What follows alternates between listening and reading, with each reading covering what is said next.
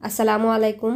ভারতীয় পাহাড়ি ঢল এবং বৃষ্টিপাত কম হওয়ার কারণে সিলেটর বিভিন্ন অঞ্চলের বন্যা পরিস্থিতির কিছুটা উন্নতি হয়েছে। তবে সুনামগঞ্জের বেশিরভাগ নদ নদীর পানি এখনও বিপদসীমার উপরে থাকায় কিছু কিছু এলাকা নতুন করে বন্যায় প্লাবিত হয়েছে। 3 দফা বন্যায় বিপর্যস্ত সিলেটর 13টা উপজেলা থেকে ধীর গতিতে নামা শুরু করছে বন্যার পানি। তবে জেলায় পানিবন্দী এখনও অন্তত 5 লাখ মানুষ। বিভিন্ন আশ্রয় কেন্দ্রত অবস্থান করা অন্তত 9,000-এরও বেশি বানভাসী মানুষ। বন্যা দুর্গত এলাকাত দেখা দিছে বিশুদ্ধ পানি ও খাবারের সংকট। তারার ঘর দুয়ারের অবস্থা খুবই খারাপ। বাসন খাসন বন্যার পানিয়ে অনেকর লইয়া গেছে কি বা অনেকর সর্বস্ব লইয়া গেছে বলিয়া তারা জানাইরা। বিশেষ করে মহিলা এবং বাচ্চারার ক্ষেত্রে প্রচুর কষ্ট এই বন্যার পানির কারণে। বৃষ্টি কমার কারণে সুনামগঞ্জের বিভিন্ন এলাকা থেকে পানি নামতে শুরু হয়েছে। তবে ভাটির দিকে পানিটা নামতে থাকায় সুনামগঞ্জের বিশাম্বরপুর এবং তাহিরপুরের বিভিন্ন রাস্তাঘাট এবং নিম্নাঞ্চল নতুন করে প্লাবিত হইতে দেখা গেছে। রাস্তা পানির নিচে থাকার কারণে তাহিরপুর টু সুনামগঞ্জের যাতায়াত ব্যবস্থা বন্ধ আছে।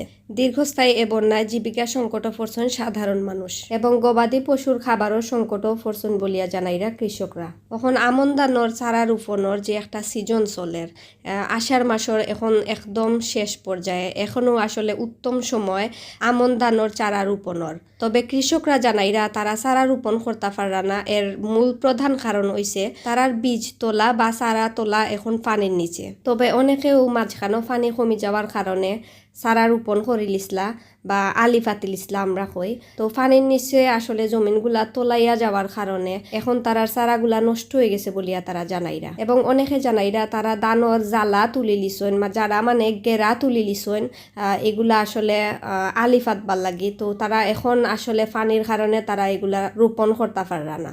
বারে বারে এবং দীর্ঘস্থায়ী বন্যার কারণে কৃষক সহ ব্যবসায়ীও কিন্তু প্রচুর ক্ষতিগ্রস্ত এরা। যেহেতু আমরা দেশটা কৃষি প্রধান দেশ, যদি আমরা কৃষক হলে ফসল ফলাইতে না পারেন তাইলে কিন্তু আমরা কৃষি খাত ব্যাহত হইলে কিন্তু আমরা অনেক বড় একটা ক্ষতির সম্মুখীন হইতাম পারি। আর সিলেটর এই দীর্ঘস্থায়ী বন্যার কারণে শুধু পর্যটন খাতে খালি সিলেটর প্রায় 500 কোটি টাকার মতো ক্ষতিগ্রস্ত হয়েছেন বলিয়া জানাইছেন সংশ্লিষ্ট ব্যবসায়ীরা। বিভিন্ন স্কুল কলেজ মাদ্রাসাত এখনো পর্যন্ত পানি থাকার কারণে শিক্ষা ব্যবস্থাও কিন্তু অনেকটা ব্যাহত এবং শিক্ষক মণ্ডলী তারা জানাইরা যে ছাত্রছাত্রীরা এই ক্ষতিটা খাটাইয়ে উঠতে গেলে তারার অনেক বেশি পরিশ্রম করা লাগতে পারে।